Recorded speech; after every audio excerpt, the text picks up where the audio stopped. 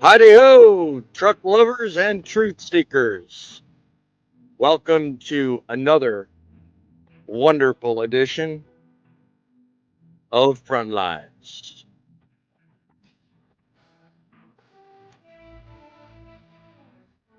Tonight, another enlightening discussion on what's going to challenge you and the way you think about the industry's future. We're diving into a real issue that's been plaguing trucking for years: the high turnover rate. It continues to shake up the industry. And the more you look at it, the more it never goes away. So, what's really driving this issue? Some call an exodus. I call solvable. Could the situation be fixed? Or are we heading toward a future where the U.S. gets replaced by foreigners who don't understand our way of life? Furthermore, we're also going to dive into another issue that I think might help us in this, and that's your stability.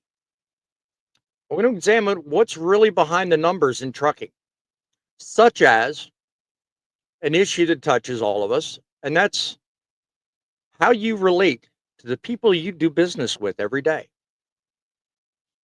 We're going to break down issues on this high turnover rate, and we're also going to talk about some other issues that are real close to home, all designed to do one thing, and that is help to make trucking great again. All done one day at a time. We're going to start off tonight a little differently. Of course, every one of these shows starts off a little differently, but we are going to do things the way it should be. We're going to first talk about how you relate to your shippers. How do you build a good relationship with your shippers? Me, I think it starts with a simple four-letter acronym. So let's see what that means. Shall we begin? From Truckin' City Central Command, you are on the front lines. Truckin' News, The semi-truck driver accused of causing that deadly crash on Highway 285 this week now under arrest. Cutting Edge Opinion, And we will make trucking great again. built for truckers You should be hauling that freight based on what works for you. by truckers, Remember, get them done. featuring I think trucking is a very good career. And I am gonna beat them. I'm gonna beat him too. We don't do it just for us and our families. We do it for you guys. Remember, truckers are people too.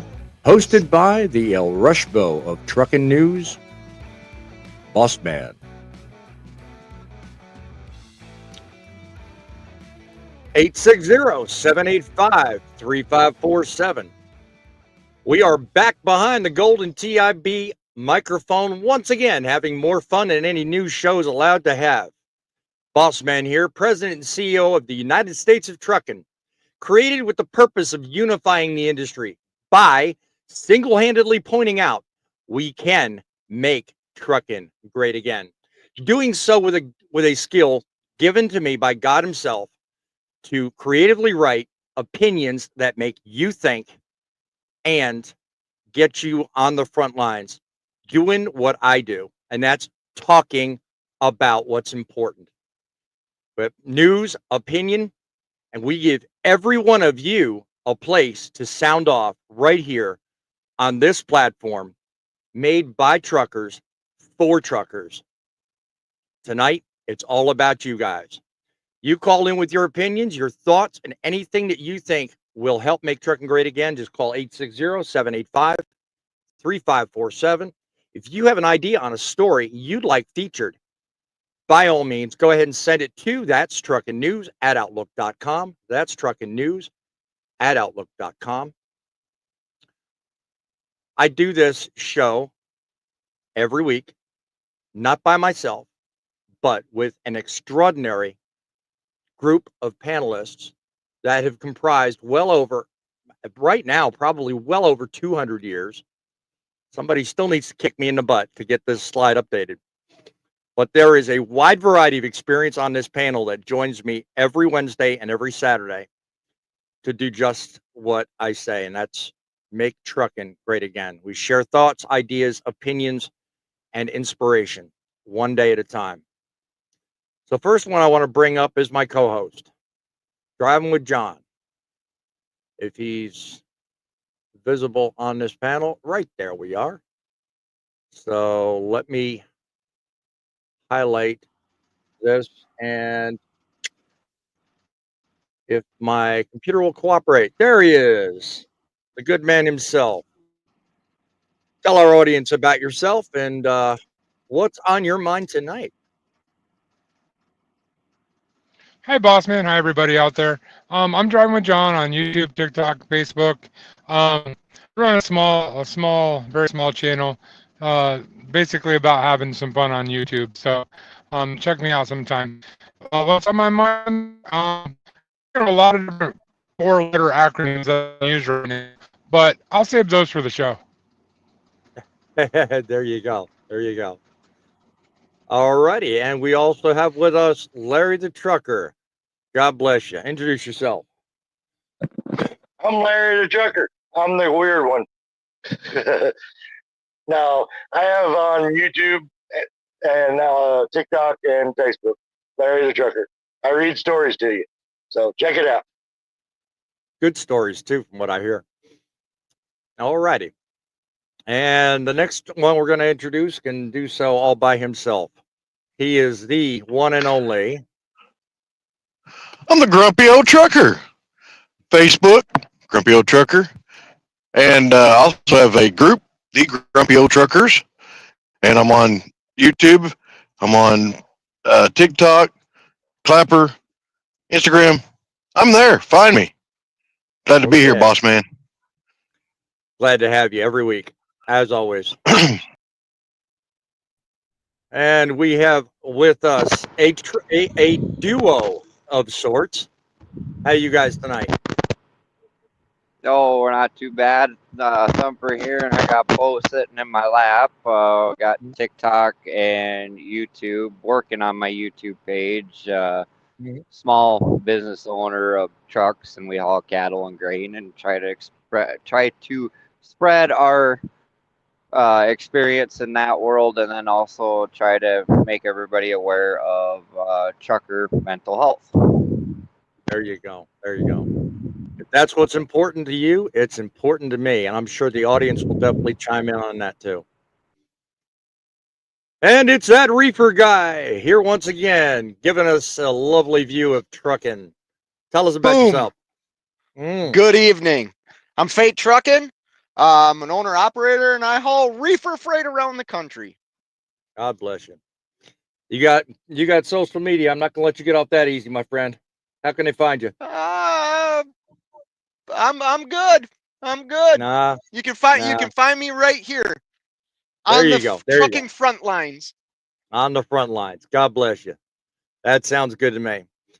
I'm going to tell you something, guys. One of the things that's real important to me is giving you guys news, opinions, and information that helps make trucking great again. And one of the ways in which I'm going to start doing it is I'm going to have a segment we're going to start calling the Roundtable. And I invite you in the audience to become part of that roundtable. That is what we're going to do tonight. And we're going to talk about shippers. Everybody in the industry says a lot of negative about brokers. Okay, let's step back and take a look at the industry as a whole. I got one more person I want to introduce. And as soon as I introduce, we're going to jump right into talking about how to build a better relationship with shippers. So go ahead and introduce yourself and tell us what's important to you. I'm midlife trucker Tom Bell. I became a truck driver in 2019. I've got YouTube, TikTok, Facebook, but I don't do much over there. I do a lot of drone footage. I show all my pay statements and have since I got into the industry in 2019. I believe I'm a little different than most people. I'm not trying to lift the whole industry up. I'm trying to lift individually up. I'm trying to help you make better decisions about the carriers you go to. I use a Right. check system: culture, home time, equipment, compensation, and knowledge. And I think if you're here at this channel and you're watching, boss man, you must be wanting to learn how to get it a little bit better. And we're going to start tonight off right on that very vein. I'm glad you brought that up. I'm interested in how to make good first impressions with shippers. That FICA, FICA, that you see in the lower right is my acronym for first impressions count always. And a lot of people in trucking today seem to forget that first impressions really do make a big difference. How do you think that would relate if you're talking about trying to win over a shipper for repeat business? What would you think Well, on that? you just put on your Crocs and socks and got those shorts that go down to your knees and maybe a t-shirt that's a little ratty, and walk in there vaping and smoking in their office and tell them, hey, this is the load, take it or leave it.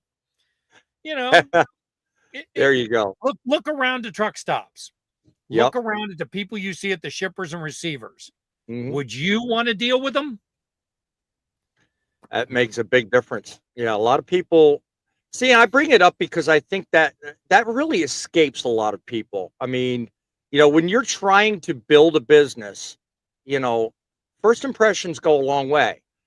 And a lot of people don't seem to think about it. They sit back and they blame everyone else for their shortcomings when they don't realize, well, the first time they walked into that office, to use your example, with the Crocs, with the, the low cut t-shirt that looks unprofessional, that shipper's looking at him like, where did they find this guy?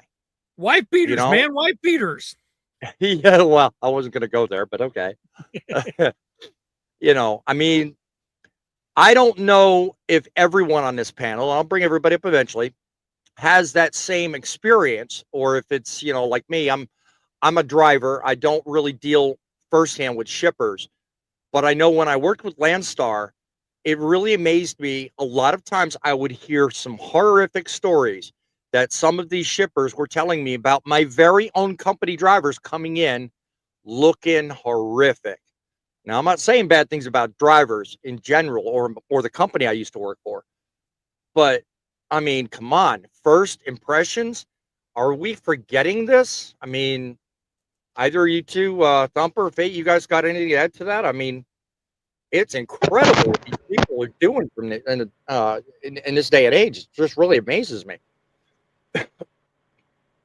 I mean, it's important, your first impression. It really is important. My line of work, as far as the cattle side, it's a little different because we're dealing with messy animals.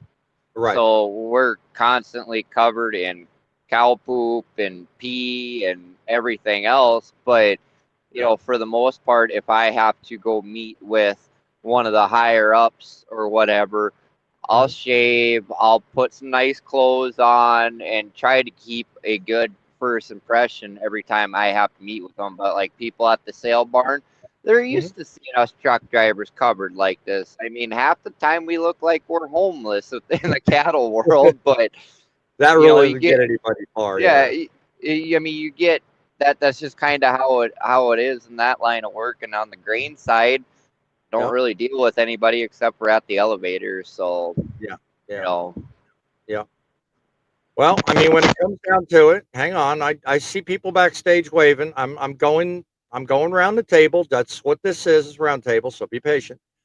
I mean, when it comes down to it, I mean, we got, the right way and then there's the wrong way. When it comes down to negotiating contracts, brokers do play a part, but you also, whether you're a carrier or an individual driver, you play a part too. Fate, what do you think? Well, first impressions are everything in what I do and how I operate my business. Second is do what you say you're going to do. I see and hear stories of, carriers not being able to agreeing to do something and then not doing it. You know what I mean? Yep. And Yeah. when you are dealing with direct shippers, customers, even brokers, that operate 3PL companies. Those can be direct shipments. You have to have a backup plan. You know what I mean? You can't always give loads back. You can't. You have to follow through with what you say you're gonna do. You know, and I happen to believe in wearing jeans. I don't care if you're in a t-shirt, but put on a pair of tennis shoes or put on a pair of work boots or something. Do not walk into these places basically barefoot. You see signs up all over the place. Cole, you know, they don't want that in their office. You know what I mean? And here's another thing to be aware of. Even if this is a brokered load, let's say you get a load from C.H. Robinson and you're picking up at an Americold. If you give a bad impression to the lady or man behind the counter, they communicate with the broker. They can say, we never want this guy here again. Yep. That will make a big, big difference, certainly. All right. I'm going to go through some comments and again, trying to go around the table. So just bear with me. Richard Phillips, he's a new face in town. So glad you could join the show. Ready for the next great adventure? Well, stand by because it gets deep from here. Let me tell you guys. Foreign drivers have already invaded the industry. We need to run them out. Don't know who you are, but you know what? If they're a foreign driver and if they're in here legally, God bless them. They do have every right to work.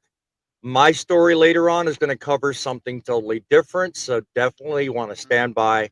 You'll want to know about this. Griff USMC, keep it simple, stupid. Good philosophy. I like that. Welcome to the show tonight, my friends. Christine, also in the audience. Let me see another new face. Rusterman. Hi guys, potential future trucker. Definitely want to tune in. Keep watching our panel here, and everybody on the panel here is a great place to go if you're looking for need to know information. So definitely keep tuned. We will certainly throughout the show share our YouTube links or any other necessary links to keep you guys well informed. 7Cs, good evening. Expect big things. Your word delivering. God bless you. Thank you.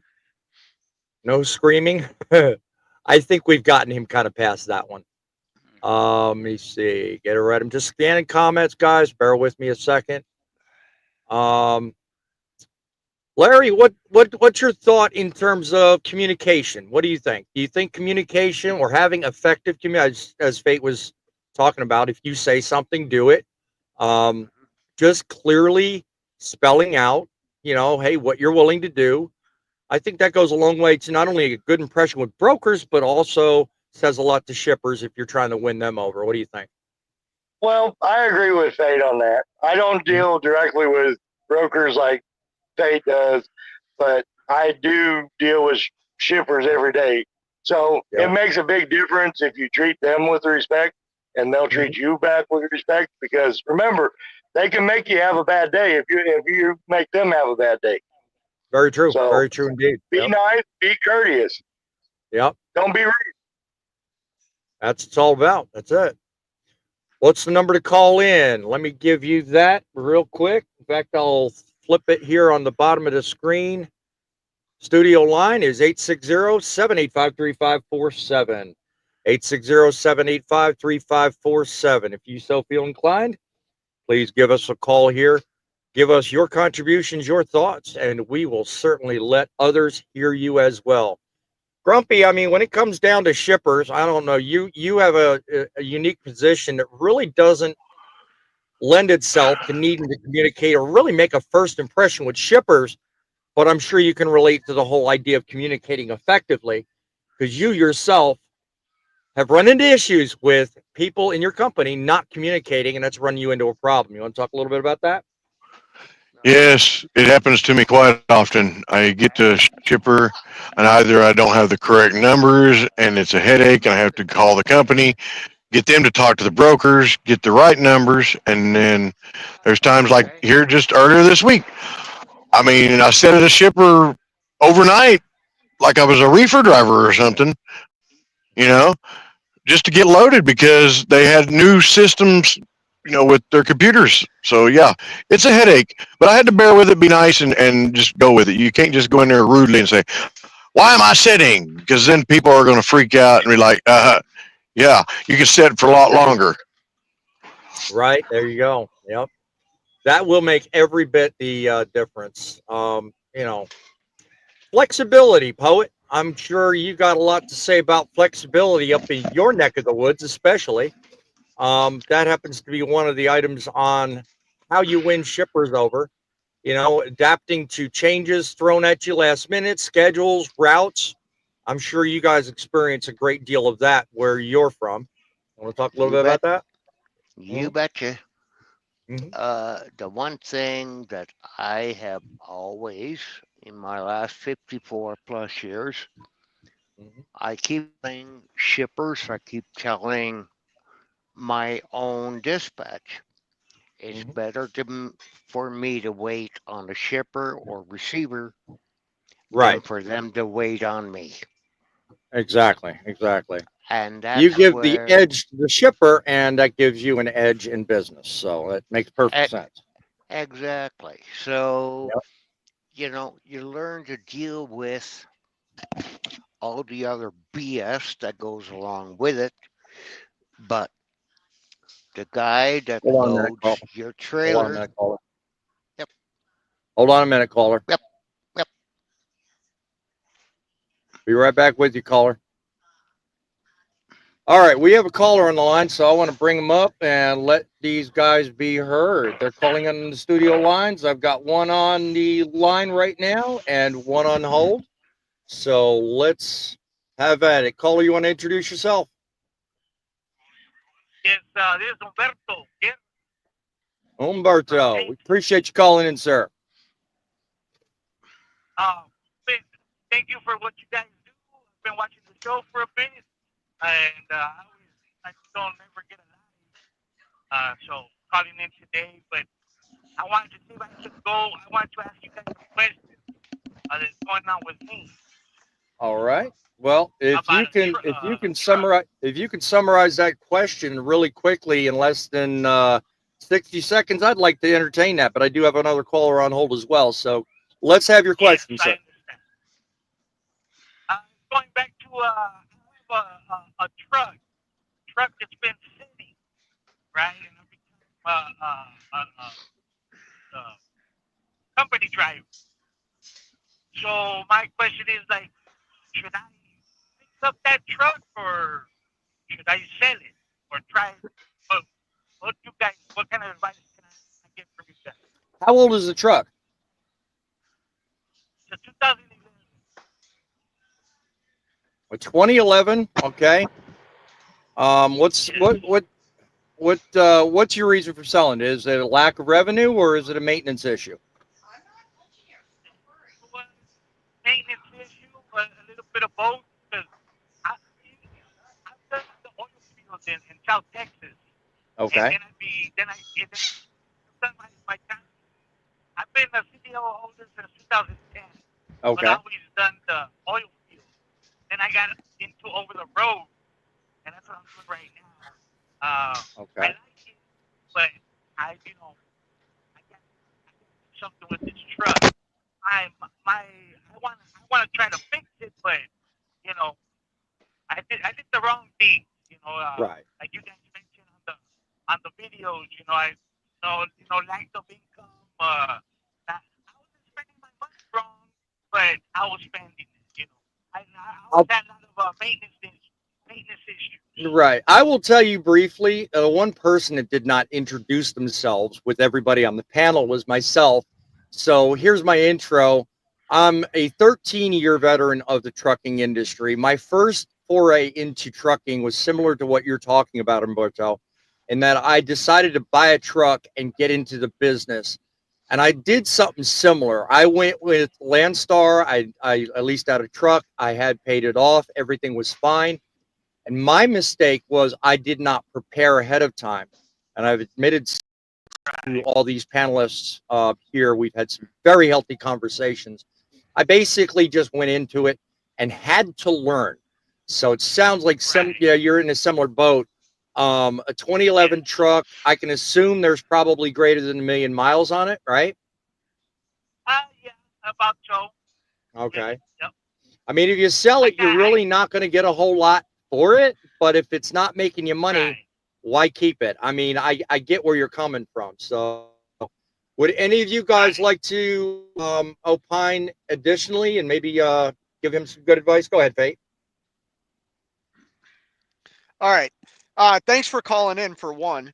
For two, I'm about to make a statement that I really do believe in.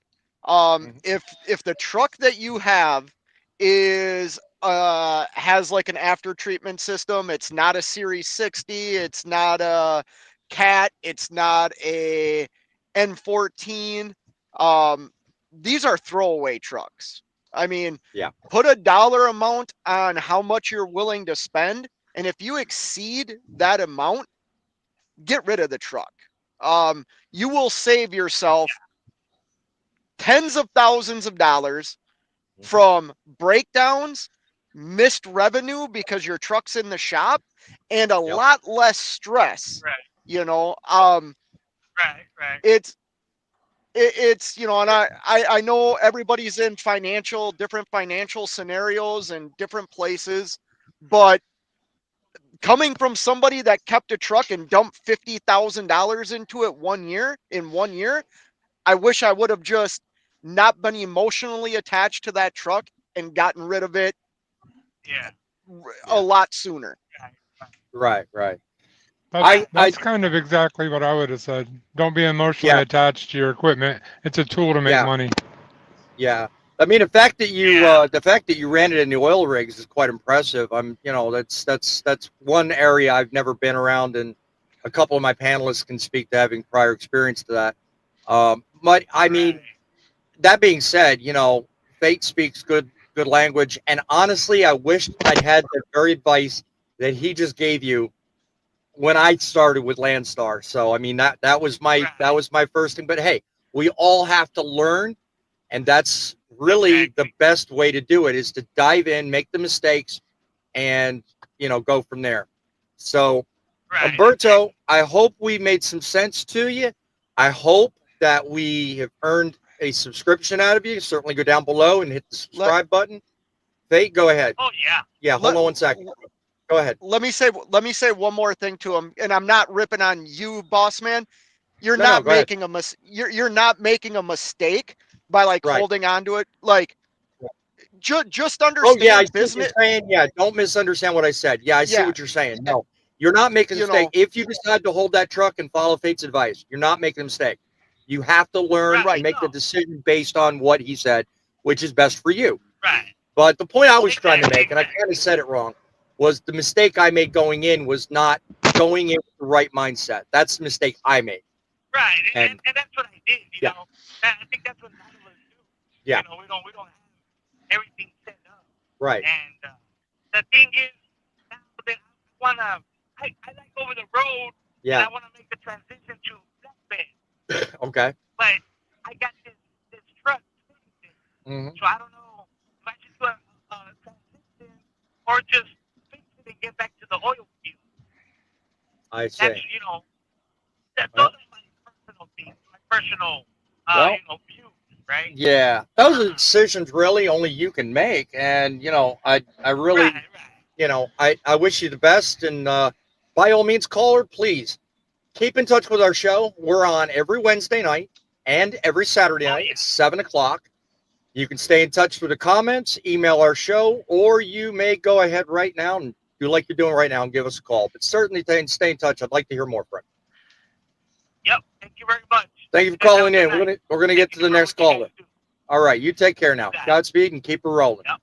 We get to the next caller, which is somebody we're all familiar with. How you doing, Griff? Griff, you there on the line? There goes the show.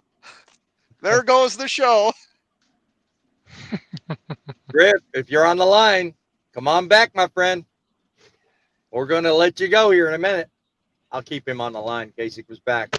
These things with shippers, I mean, or let's finish up about Umberto. I mean, anything floating around there you guys want to offer too? Well, I mean, and to me it sounds like. Oh, sorry. Go ahead. Go ahead, John. No, go ahead. I was just gonna say to To me, it sounds like he's battling because he made money with the truck and he's not sure where to go next. Well, that's what it's a tool to make money. So if he wants to go over the road and it's suited for oil field work, he shouldn't take that on over the road. He should go get something that has great MPG because that over the road, that's what you need. Yeah, it makes perfect sense to get a truck that fits the utility of the job you're looking to do. Because if you don't, then you're hurting yourself. So that makes perfect sense. So, Griff, are you with us, buddy?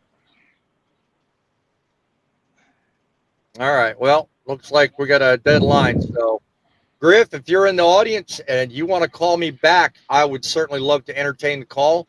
Love it when you call. Fate, he gets a little hot under the collar when you do so. Come on. Make our day, my friend. Anyway, we were talking. There we go. I must have said the right thing. What up, Griff?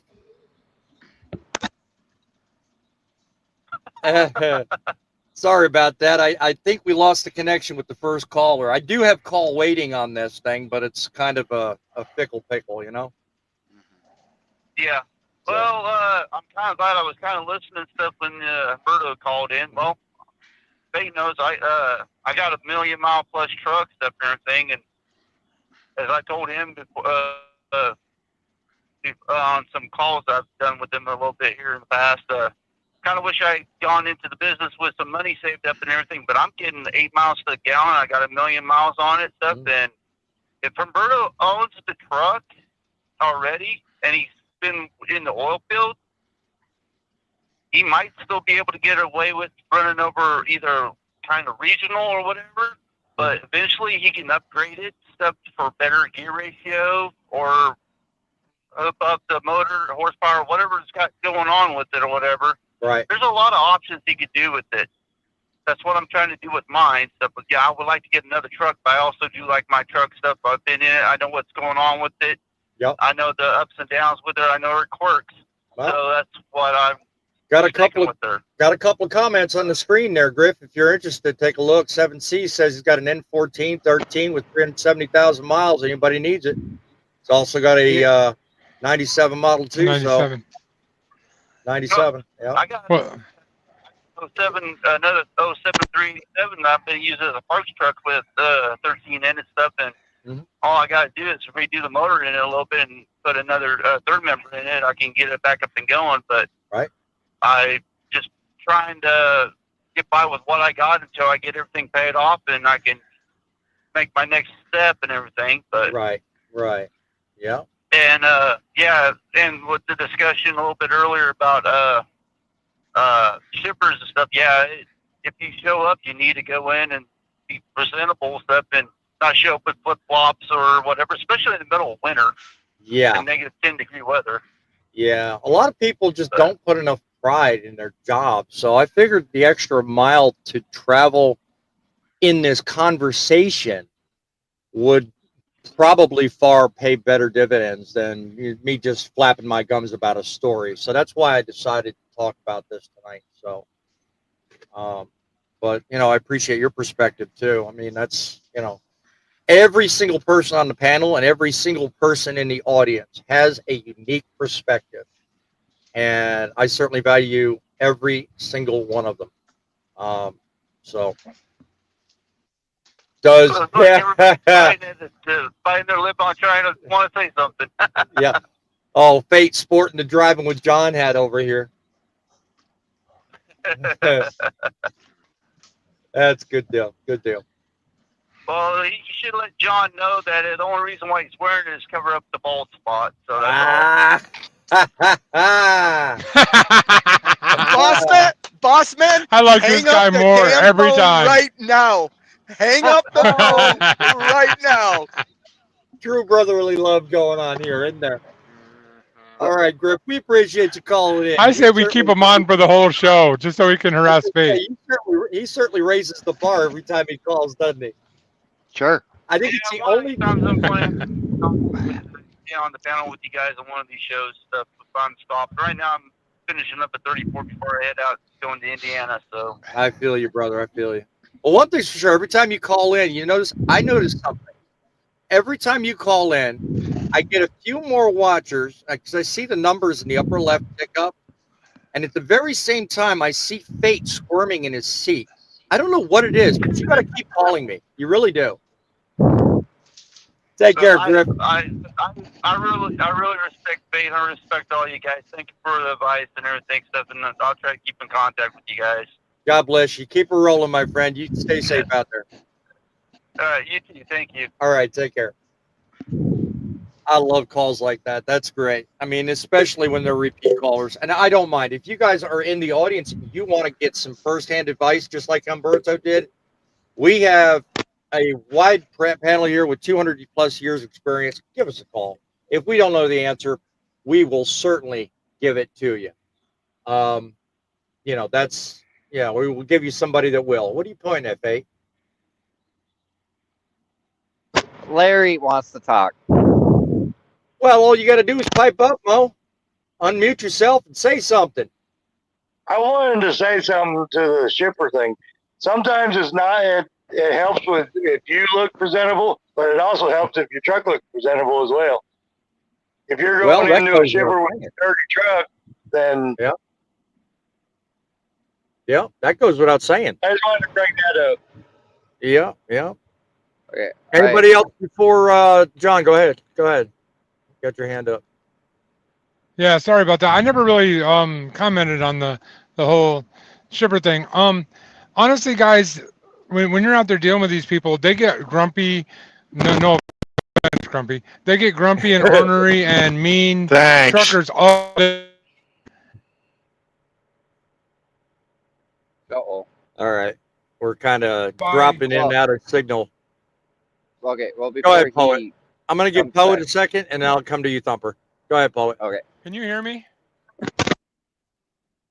Yes, I can, John. Yes, I can. Just take a second, John. Straighten your signal out. I'll be back with you in a minute. Poet, unmute yourself and tell us what you want to say. Okay. So we all have smartphones. Every one of us. Okay, we all know how to look up the shipper's requirements for what needs to be worn. If it's flip flops, have at her. Go at it barefoot for a care. But if it's steel toed, wear steel toes. If it's the stripes, wear the stripes. If it's the hard hat, why not be on time? Actually, be an hour before time. Okay. The guy that loads your trailer is essentially the one that pays you at the end of the week. Your company, not your company. It's not your company that pays you at the end of the week. It is the shipper or the receiver that sends their money to your company. So who's really paying your paycheck? Okay, well, what I'm saying in a sense, I agree partially with what you're saying, but money flows uphill. Okay, and money flows hardest when there's resistance. Okay, so to your argument, there's validity behind it, and it makes sense. Common sense says that, but my thing about first impressions and my thing about effective communication is clearly trying to eliminate that resistance. When you're trying to build a business, it goes without saying that the best impression you give, whether it's brokers you work with, shippers you deal with, or customers on either end, if you're in it and you make it look like it's just a job, that impression is going to shine through, and you're less likely to get that return business with that kind of mental attitude. I mean, Larry makes a good point about the impression with the truck. Fate said earlier about your first impressions about what you wear and how you conduct yourself. Grumpy even mentioned it. Thumper, you got anything that you want to add to this before move on to my opinion? Oh yeah, I got a couple things to add. Kill them with kindness. Like seriously, if you could be as nice as you could be to them, they're gonna give you respect. I mean, that's just simple as that. You come in there with a bad attitude, like Fate said, they're gonna tell you, they're gonna talk to the broker and tell you get out and never come back. Sure. And as far as the truck thing that we want, Herberto, what's his name? Yeah, Humberto. Yeah. Humberto. He has an oil field truck and he's trying to turn it over the road truck. Been down that road. All my trucks were oil field. It's a lot of money to convert them to be on the road. It sucks, but it can be done. And if that's a road you're going to take, I'm warning you right now, expect a lot of breakdowns. Right. I mean, I battled that for like 3 years before all the trucks were fine and dandy, kind of at the point where I was about ready to throw my hands up and just buy all new trucks. Because oil field stuff is really hard on the truck. You're always bouncing on the gravel roads. Oh, yeah. And, it is very and hard. whatnot. Yeah. And then Fate had commented on the 7 C's email. I don't know if they saw that or not. Yeah, I typically don't involve myself in that kind of conversation, but I'm sure they'll get I each other. I didn't know if 7 C's was on your YouTube or not, so I didn't know if he saw it or not. So that's why I brought it up. Yeah. I'll make mention of it. I mean, because I think 7 C's and Fate they pretty much talk, so I'm sure they're familiar with each other. But I mean, if a truck is gonna nickel and dime you, it's time to let that be somebody else's problem. I mean, that's just kind of how it is in today's day and age. And go buy yourself a nice, reliable truck. I don't know what kind of truck he had because he was cutting in and out. So yeah, it's kind of hard to hear. Yeah. But that's kind of what I all have to say. Yep. Real quick, and you have to get the kind of driver that's willing to do the oil field stuff, the training up, getting all the tickets, and I have all of them. Yep. Oil field is not. It's not easy work. It's not at all similar to OTR. No, it's totally different. Let me pay notice to this. Griff USMC says be early and call to see if you can deliver early. Go ahead of your time. Some places at first come, first serve. Which basically, good point. I want to just offer my last, this is last talking point I have on this.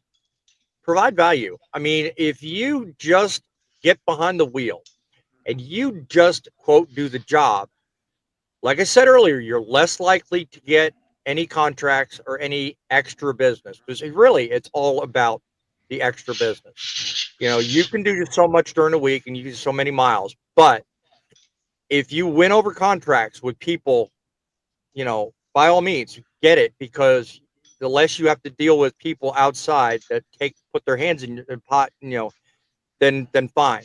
So if you're providing value and you're actually winning people, whether it's the brokers that you're dealing with or the shippers directly, you're more likely to get that business. So that's my last thought on that. Griff, good point. I'm glad you made mention of that. Any more thoughts before?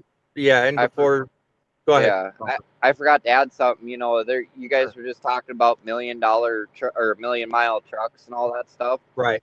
The truck I'm in currently has 1.8 million miles on it, and this year was a bad year. I will admit it. I went through 4 rear ends. I went through transmission and 2 engines in this truck. While I was chasing the engine issue, I was chasing an issue that we found out was prior to the rebuild, or it was right after the rebuild, and we could never figure out what it was until it got opened up again. The transmission, well, I mean, it's got almost 2 million miles on it, so they're going to go out.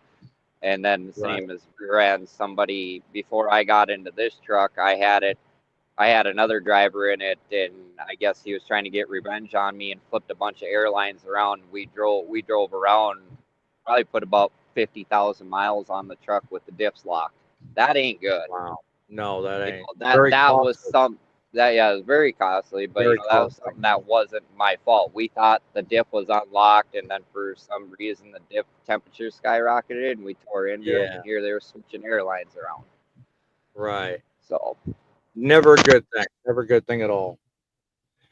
All right. Well, we're going to move on to the second topic of the evening. So let's talk about foreign workers in trucking.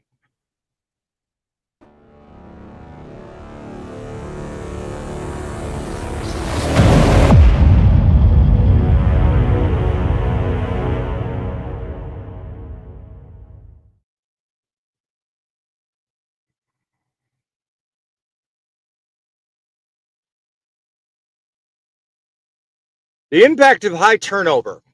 It's no surprise that turnover rates in trucking have been hovering around an eye-popping 90% for years. Before anyone starts pointing fingers at the pandemic, let's get one thing straight. The numbers were high long before the pandemic. But now we've got companies like Trius Trucking in an article featured in the description claiming that the pandemic induced turnover is the reason they need to hire foreign drivers. Okay, hold on a second here. Are we really going to let the pandemic become one of those scapegoat style crutch things? No. The reality is turnover in trucking isn't just a statistic. It's a problem, and it's been plaguing us for a long time. But the question I want to ask in this opinion, and I want to get from you in the audience is there truly a solution? Because here's what this article goes on to say. This particular company, Trius Transportation, filed applications with the Department of Labor to get a waiver to be able to hire foreign workers. They have to put in an application for what's called an H-2B visa.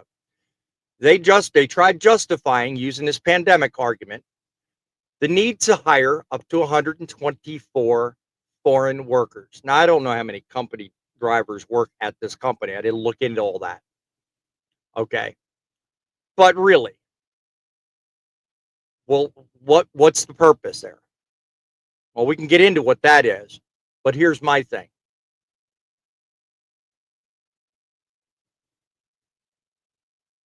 Trucking industry's frustrated, and I get it. I understand. Because we're in a day and time now where everybody likes to say retention, retention, retention. But do we really know what that is? And do we really know what it means? Why are drivers leaving such high numbers? And what can we do to keep them from walking out the door? That's what I want to focus the rest of tonight's discussion on. It's not about simply throwing more money at the problem. The solution lies in treating drivers like professionals, offering them competitive pay, decent benefits, and respect. Truckers' life isn't easy.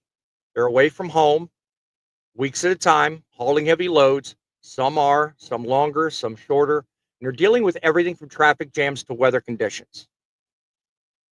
You don't just jump into trucking today thinking it's going to be a great win tomorrow. It's not just about pay and conditions either. Safety is another factor. Experienced drivers leave because they're being put in unsafe situations or expected to do things that put them at risk. Well-maintained rigs, smarter scheduling, all of these things are ways in which we can help improve the industry, and I'm all for it. And before midlife pipes up, no, I don't want more regulations. So let's talk about really the long-term benefits of what you might see tomorrow in trucking if we stop today and actually have a discussion about how best to tackle the issue of driver retention. What would make, in anyone's best idea, what would make a company decide to hire foreign workers as opposed to somebody maybe in their town or from a pool of people like me and yourself. So let's talk about that. Anybody currently on this panel have any thoughts? I'd like to hear it. You really won't like mine. I never do, midlife. So what else is new? Flat out, I'd hire the foreign workers 9 out of 10 times. America's truck drivers today are weak. They're entitled. They think they're special. They're not. You're not out here driving a truck because you're wearing a white hat and you're a paladin and you want to move cargo to make people's lives better. You're out here because you want to make money. And you never feel like you're making enough money. Don't worry. I hear what you're saying. Werner is operating at a loss. That Heartland is operating at a loss. That Knight Swift are operating at a loss. Walk in there and say, I want more, I want more, I want more. The reason everybody's leaving is because they're not paid enough. Bullshit. It's what makes the driver. The drivers are weak, and they're weak and entitled. Okay. Now that you've gotten your yelling done, let me ask you a question. Seriously, what makes you of the opinion that drivers today are, just as you explained, weak? What makes you say that? Because all they do is whine. Go on any Facebook group. Pay me more. Give me more time off. Give me this. Did they do no research before they got into the industry? Did they choose their carrier well? No. They heard what the CPM was, and they went running down the street. They go to Herstock because two clowns get on there and say how much money they're making, and they're making mediocre money. And yet everybody goes and runs for it. So are you of the opinion turn your volume down just a tiny bit? Are you of the opinion that that's the culprit behind turnover? The problem with turnover is the drivers are weak and entitled.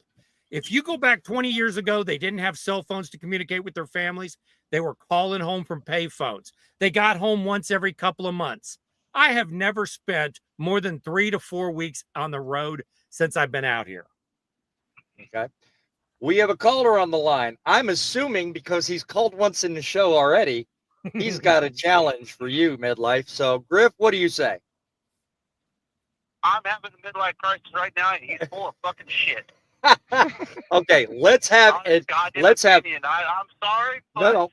I'm out here as an old operator trying to make fucking money and stuff, and he's going on. He's rather hire somebody from fucking India that can't speak a goddamn lick of English and everything. And he's a fucking translator and shit. Fucking Fate has somebody fucking running into his fucking truck. He didn't even know how to fucking speak English. Okay. And he's over here fucking running his goddamn mouth and shit about hiring a fucking foreigner. Okay. Sorry, but you're very smart, man. I respect you on what you go on about something. You are very smart about the goddamn business.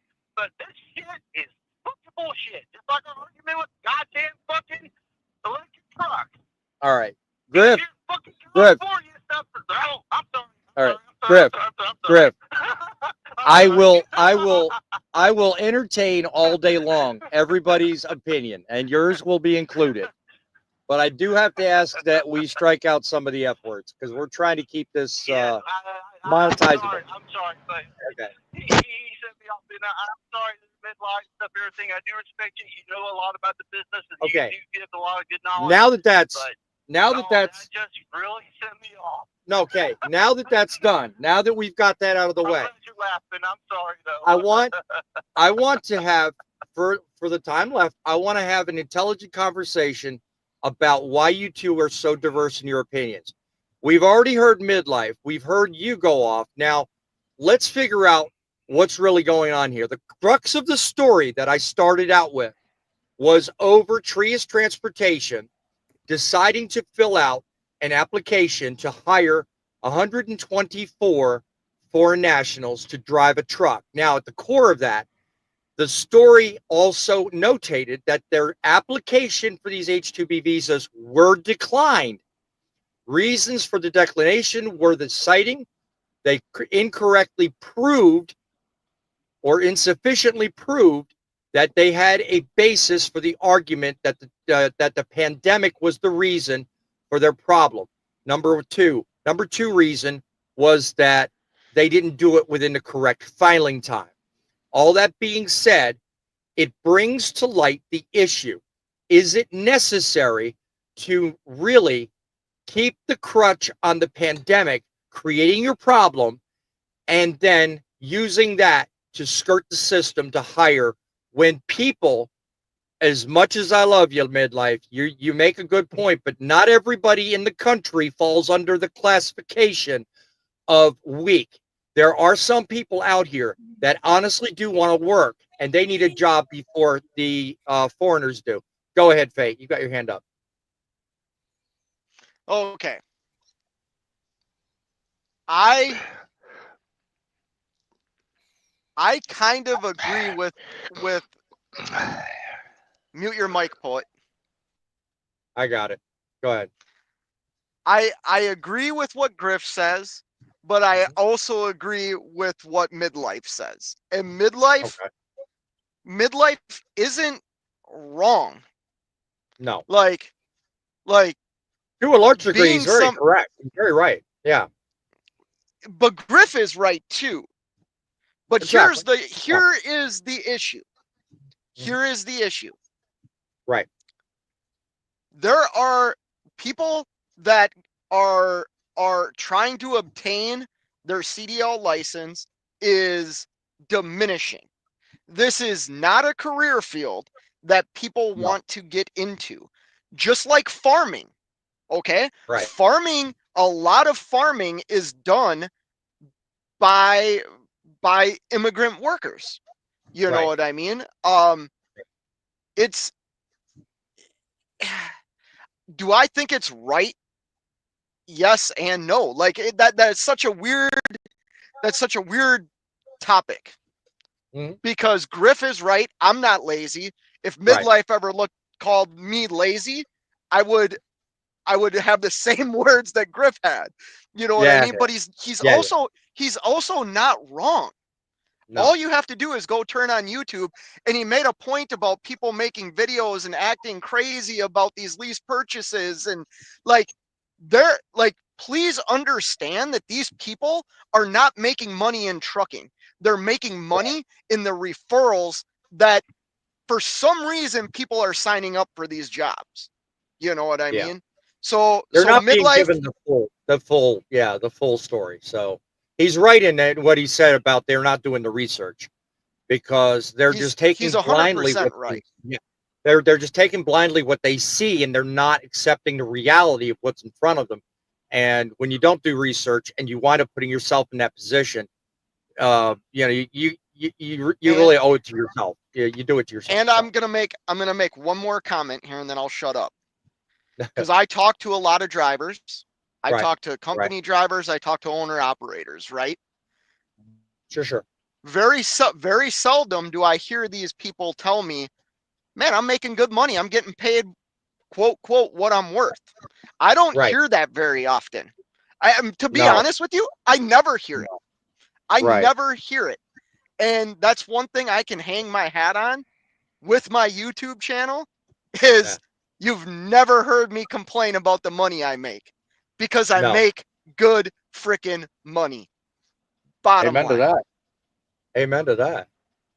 I mean, I've never ever heard you say a negative word about money, but you also strike me as somebody who's capable of doing that which midlife says nobody does, which is research, and you think things through. So, Grumpy, you got something to add to this? By all means, go ahead, my friend. All right, I'll start off right now. I'll say, midlife, you're all new to this game. I'm sorry.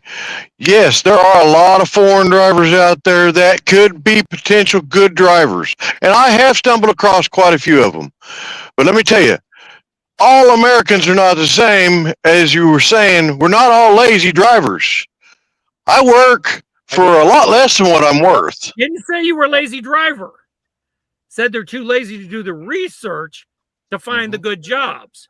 Okay. Good job to come find in. I agree. There's not all blocks of cheese out there for people to eat that they like. Okay. So, with that being said, we'll say this. I'm working currently for a company that I don't make very much money.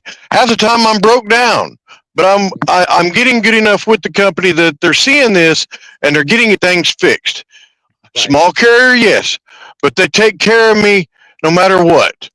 And I'm happy to work for them. I went back to them because of that reason. Things have improved quite a bit since I've been back. I'd like to say it's all me pushing that issue, but I can't say that. But with that being said, yes, we have a lot of foreigners out here now, but there are a lot of regular Americans that were born here that don't belong behind the seat of a truck. They just the wheel. They look at it and they're like, "Huh? Oh, there's that. I turn it on. I start driving it." They're going to have an accident because they don't get trained properly. And like I say, a company that says that the pandemic had an effect on that, phooey. I don't believe that. No. No, I agree. Sometimes it doesn't come out right, but everybody on this show has got passionate opinions, and I respect each and every one of them. I'll tell you, I bring this up because you know what?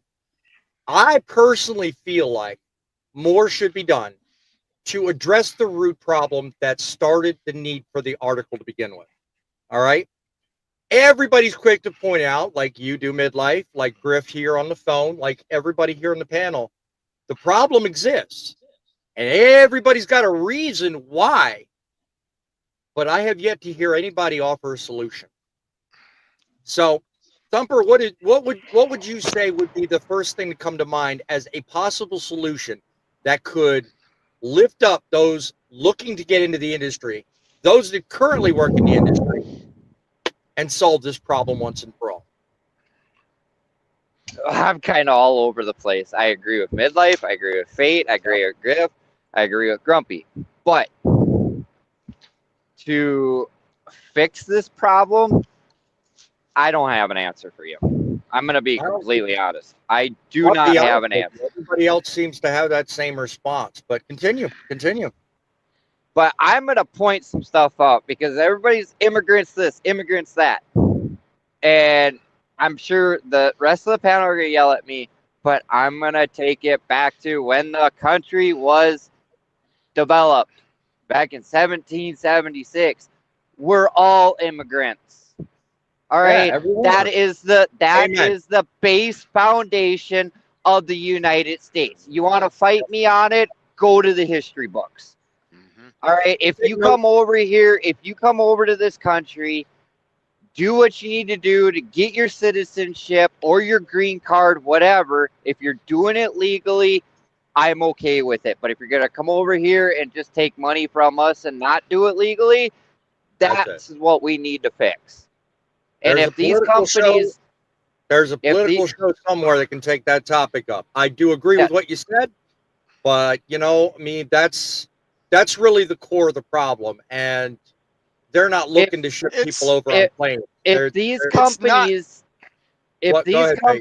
need to go over to the different country to get these people their green cards, because I'm not saying every driver, there's a lot of drivers out there that have a stick up their ass, pardon my language, and think that, I deserve this, I deserve that.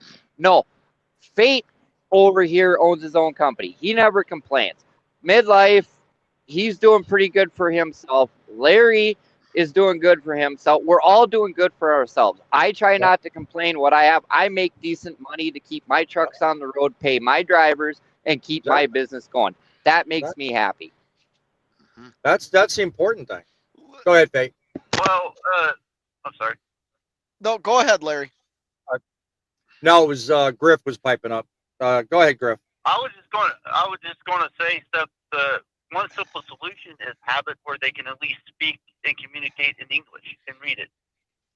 Well, the law says that they have to, but they've found loopholes and workarounds.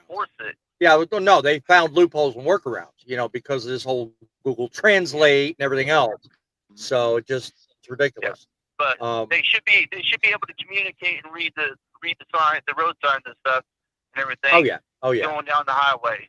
Yeah. So one of the take the smartphone and go to the road sign and take a picture of it. Say what it says. While you're doing 65 miles an hour down the road. Bang! You crashed. You're dead. Anyway. But no, one of the things I wanted to touch on, and we keep talking around the issue left, right, and sideways, is, I mean, honestly, the retention issue is there. Everybody says there's multiple reasons, but no one has a solution. I mean, yeah, I agree with you. We need people working, legally. We need people speaking English. All these things you guys mentioned, it's all fine and good. But when is the industry itself going to wake up and say, look, there's a way in which I can hold on to all 10 of my drivers? But you said there's no driver shortage.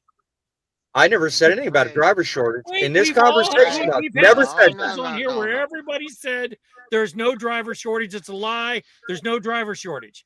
So if there's no driver shortage, then how can retention be the problem? And you're talking around there's no driver shortage. There's a skill shortage. Thank you. Well, Go ahead, if Greg. I can put my 2 cents in real quick. Go ahead, certainly. If we can get the cost, heck, I had to get a heater hose fixed. It cost me $100 for the hose, but it cost me $165 for them to put it on. Yeah. If they can get the shop fees down and the cost of parts and everything in general down, that would help a lot. Stuff on retention for drivers that are trying to make a living as either owner operators or even keeping companies going. Yeah. Truck, The big mechanics are making too much money. Hold on, guys. if it was cheaper on keeping the maintenance up on it. Right. Well, maintenance happens to be a big problem with a lot of the owner operators. Fate, you were going to say something? Yeah, I want to say something. I just don't want to piss people off. Listen, You're on the wrong show for that, pal. Go ahead. We can't. Piss me off. No. I've shared this before, right? Like, I'm part owner of another business as well, right? And I've also shared that, maybe not here, but on my channel, my brother owns a concrete company. Right. If you think for a minute that being an owner operator, one truck, one trailer is expensive, you probably shouldn't be in business. And I'm not trying to be rude or mean. Our expenses are minuscule compared to the other business that I'm part owner in. And like, we're talking 6-figure difference in the operating costs of my brother's business. It's expensive for us because a lot of us get into this with not much backing behind us. So the minute we get that big $15,000, $20,000 expense, it hurts us, because it not only hurts our business, it hurts our pocketbook that we're supposed to be providing for our family. Now, I'm not saying everything's great in trucking and you're going to make hundreds of thousands of dollars. That's not what I'm saying. But what I am saying is this whole retention thing. Like, you talk about a solution to a problem. The problem is the only people that want to do this job are the ones that don't live here. Like, that's the reality that we're living in. People don't want to be truck drivers. Which I find really odd, in that you would expect that of, like, agricultural. Yeah, go ahead, John. He's frozen. Yeah, I saw that. Poet, real quick, while he unfreezes. Go ahead. I'm There sorry. he is. He's unfrozen. I'm sorry. My signal is really bad tonight, so I apologize if I'm messing up the show. No, you're good. You're good. But I have to say I disagree with what Bate just said. Can you hear me? Okay. Yeah, we can. We can hear you. We can hear you. We can hear you, John. Go ahead. We can hear you, John. He doesn't think we can. Okay. All right. While he's fixing that, Poet, did you want to add something? Yeah. Go ahead. I don't agree with you, Fate. I've been doing this for 54 plus years, and I do it. So, yeah, we're not the only ones that want to keep doing it, but we get undercut by imports. That's not true. That's not true. That is It not yeah, a true I don't statement. agree with that either, Poet. Point. That might be I don't true on agree the with stock that either. market. That is not a true statement. No, it is not. That is not a true statement because the companies that I haul freight for wouldn't put it on a different truck. I'm gonna I believe. ask everybody. I gotta ask everybody. Hang on one moment, Griff. I want to give you a good greeting and send you off, my friend. Let you watch the show from the background. I appreciate you calling in with your side of it. I want to say one thing real quick, if I can say just Go ahead. one Go last ahead. thing. I agree with Faith. Faith put himself in a very good position. Uh-huh. Myself, I'm just looking at it from where I had an opportunity to get a truck, and I really wish I was smart enough to have more money set back stuff to where I can have that rainy day. But I'm doing a uphill climb. I'm making money. I'm in the black still a little bit. But if something happens, I'm in a. I'm up a S Creek without a paddle. We're all But given. I agree We're with all Faith given. exactly on that. We're all given the ability to learn, and that's what we're going through. So, Godspeed. I'm glad you called in. Every single time you have an opinion, you give us a call. I appreciate it. All right. Thank Can you, I? guys. All right, so be safe. All right. God bless. All right. Thank Thank you. Can I finish my thought? Go ahead, John. Go ahead and finish your thought. I'm not saying everything he said was wrong. A lot of what he said was 100% correct. But as for people in our country that don't want to be truckers, I don't agree with that. I think the problem is when they do come in, they're trained improperly. They get frustrated and they leave. That is a bigger issue than people here don't want to do it. Okay, then why am I a trucker? I'm new to trucking in the last 6-7 years. John, statistics don't lie. Numbers don't lie. The amount of Okay, people what's the going out statistic? to get hold on. The amount of people going out to get their CDL license has diminished over the last 20 years, where it climbed for like 30 years. Well, let's discuss what. The only real outliers that exist in the statistics you mentioned, Fate, are the pandemic. There was spikes before and after, but it really doesn't. It doesn't. In my mind, it doesn't. No. I don't doubt what he's saying. More people are going to college than they did 30 years ago, right? Well, that's true. So there's more people getting into technology jobs at entry-level jobs that pay very well. Like this industry is in the decline, not in a bad way, but just in a decline for the people that want to do it. Just like farming. You don't So are you denying that part of the problem is when you get willing people that want to do the job, they're not trained properly, they get frustrated and they leave? Sorry, are you telling me that's a problem? That's a problem. That's a huge and you problem. don't pick the place they got trained at? Did they investigate the place they got trained at? Here, hold on. Say it again. Midlife, like you're right.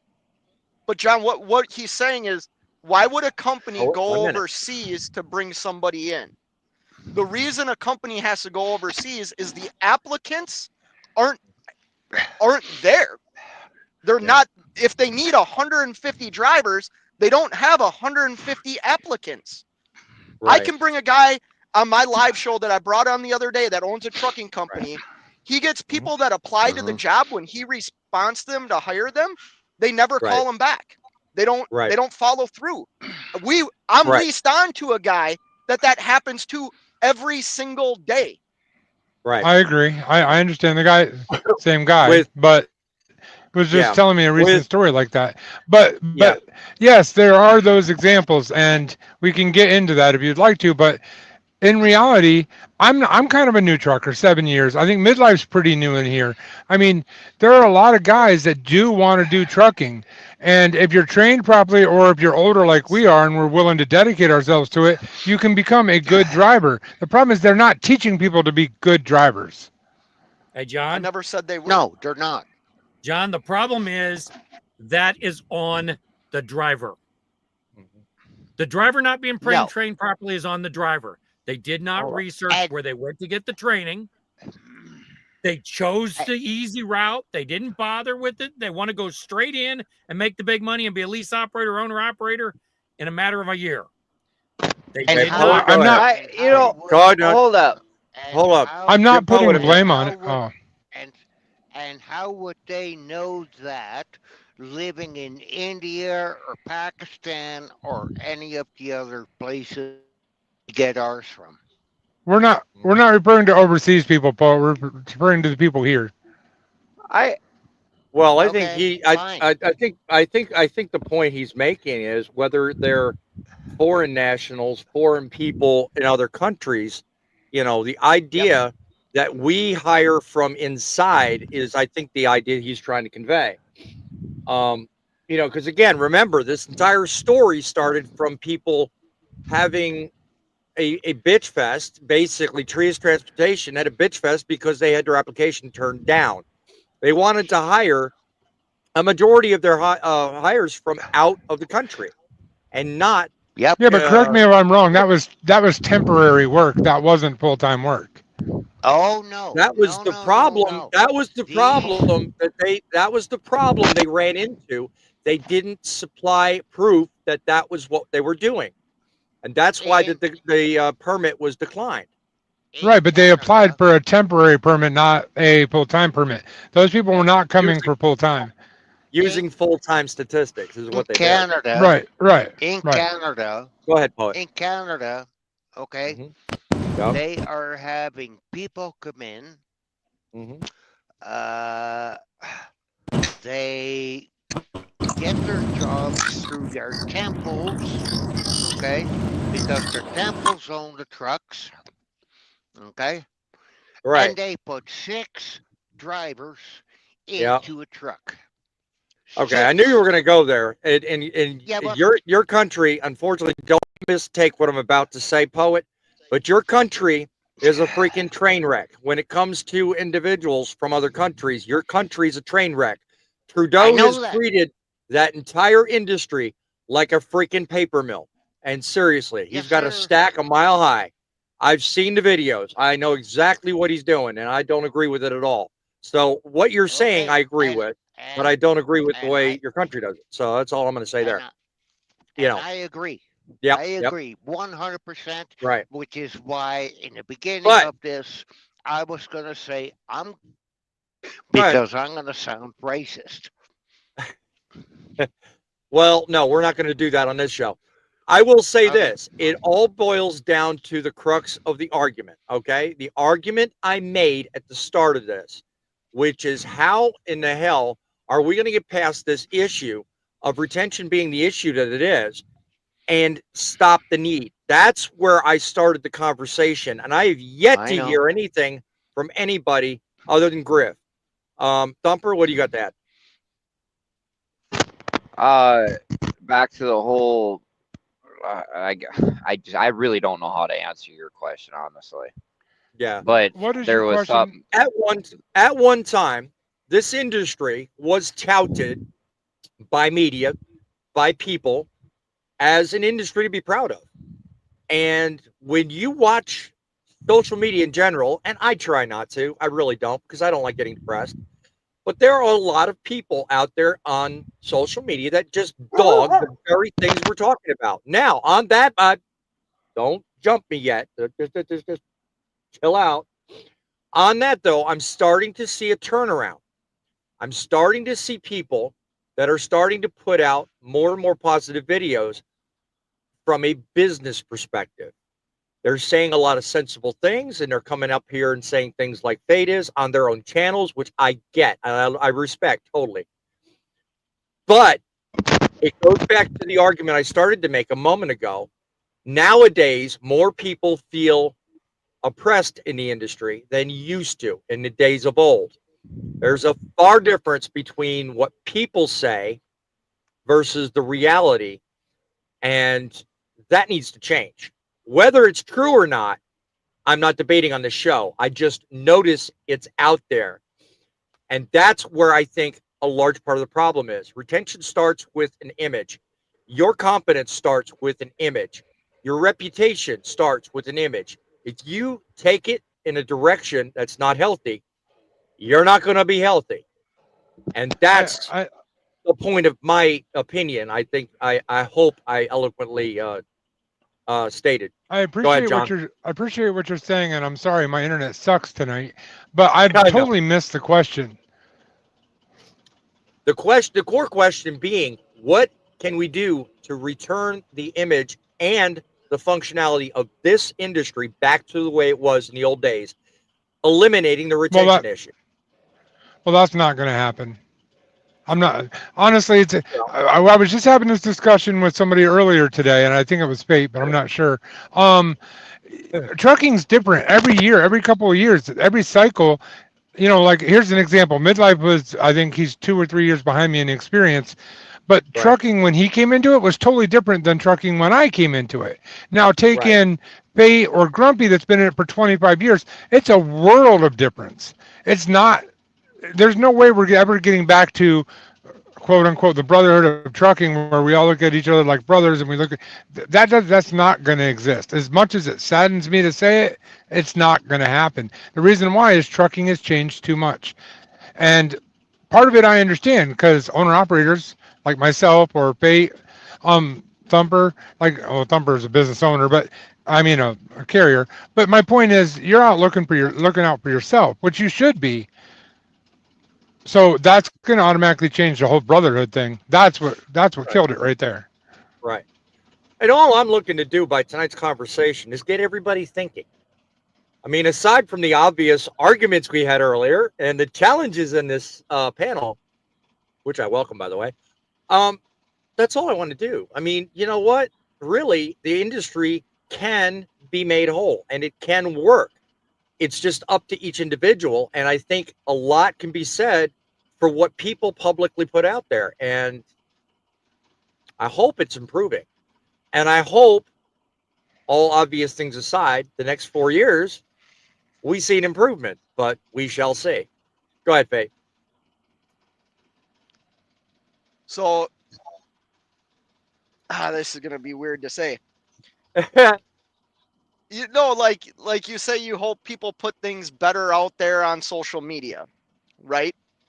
Yeah, I do. Social media is a business. True. Okay. It is. You give the people what they want. Yeah. If everybody's complaining about trucking, if you put a video out about complaining about trucking, you're going to get views. If you put a video out about trucking is good, you don't get views. Ask me how I know this, because it's what I do. The old adage about mainstream media I posed a long time ago. Violence sells, sex sells, bad stuff sells. You know, yeah. I Guys, get that. I'm gonna back up what he said because I agree with him this much. If I posted a bunch of shorts that were just people driving around and down the road and nothing ever happened, no one would watch my channel. The reason why I get views is because people mess up. It's chaos. It's crap. It's messy. That's what people want to see. So I agree 100% with what Paige Truckin's saying. People watch my show because of the news content. There's never anything good on the stuff I report. So I get what you guys are saying. But a lot can be said for trying to help improve an industry we work in. How do you do that? You don't do that by putting out negative content all the time. So no, you know how you do that? How do you do that? You know how you do that? By having conversations with people. By Griff calling me. Me calling being 7Cs. You being on the show. Exactly. Me reaching out to Midlife about. So I've learned a lot about what Midlife does and how different it is from what I do, but how intriguing at the same time what he does is to me. Do you understand what I'm saying here? That's how you make the industry better. We're not going to make it overnight better. You have to start with the individual. You know what I mean? The person or people you talk to. Exactly. Grumpy, the amount of people you have at your company, I assume you don't have really a whole lot of drivers. I'll get to them in a minute. I'm assuming you're not talking about a whole lot of drivers there, but I mean, is retention a big issue at your company? Well, I've seen quite a few come and go, yes. And the biggest reason is they're expecting more money, and that's the biggest problem. Like I said, I do this basically anymore for a hobby, just to make enough to live off of. I don't have a whole lot of bills and overhead, so it's just a hobby to me anymore, and I enjoy it. Now, others, that's their bread and butter. They've got to make the money. If they can't make the money, they're going to go somewhere else. Someone with my experience, just like with Larry, just like with Fate. If Fate was to be a company driver, what I make is not worth it. We should be making a lot more. And I'm not sitting here harping up a tree. I'm just saying what we're actually worth with all the years' experience, good backgrounds, history, and all that. Yeah, we're worth a little bit more. But with the rates, with everything going, it's hard to pay a man that because the company's got to stay in business too because they've got a lot of payout. So yeah, it's hard. Yeah. Larry, did you have something to add? You were being pointed at a minute ago. I'm good. Sorry. Oh, okay. What about you, Thumper? Well, can I? Oh, go ahead, John. Go ahead. I was going to say, can I throw in my 2 cents about the pay thing? I'm kind of old school this way, as the way I was raised, is the way my dad taught me to think. But it's the thing that's missing in this world, I think. You work to the level you want to be paid, and then eventually you get paid that. You don't get paid that first and then work up to that level. And that's part of the problem. That's part of the problem with our industry too. You got new guys coming in expecting to make 20-year guy money. And that's just not how it works. You got to serve your time and earn your way up there. Now there are distinct things that I don't want to say there are anomalies of that. I mean, I'll use Midlife Trucker for example. Did his research, went to the jobs that suited him the best, and now he's making great money as a newer driver. That's because he did a lot of research. He put a lot of time into it. That's not going to happen unless you do those things. Very true. Very true. Poet, what you got to add? It's called the self-titled thoughts that are going around in our lifetime. By that, what do you Everybody mean? wants to be. Everybody wants to get paid like the CEO because they're self-entitled, not willing to put in the work. Yeah. Because they're self-entitled. Yeah. Turn down your volume, Poet. Yeah, I think we got a little bit of an echo thing going on there, but Poet, I do get your point and totally understand what you're saying. People really do need to change the value they expect because you know what? To Midlife's point earlier, you get what you give. If you don't research, you don't get much. Go ahead, Faye. Okay. Everybody that starts driving for a company, Thumper can probably talk on this. Let's say I want to go work for Thumper. I'm assuming I have to have an interview, right? Thumper, do I have to have an interview with you if I want to come and work for you? Well, okay. Yeah, I'll sit and talk to you on the phone for like 3 days to make sure that you're fit for the job.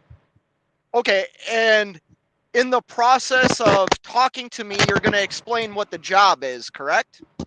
Correct. And you're going to explain what the pay is, correct? Yep. Okay, if I take that job, why the hell am I going to bitch about pay? This is nonsense, people. This is nonsense. There is not a truck driver out there that hasn't signed on the dotted line and known whether you're a lease purchase guy, an owner operator, or whatever you are. You know how much money you're going to make based on the conversations you've had, and you know the tasks that they're going to want you to do. Now, that doesn't mean some companies cheat the system and all that. I get that. Yeah.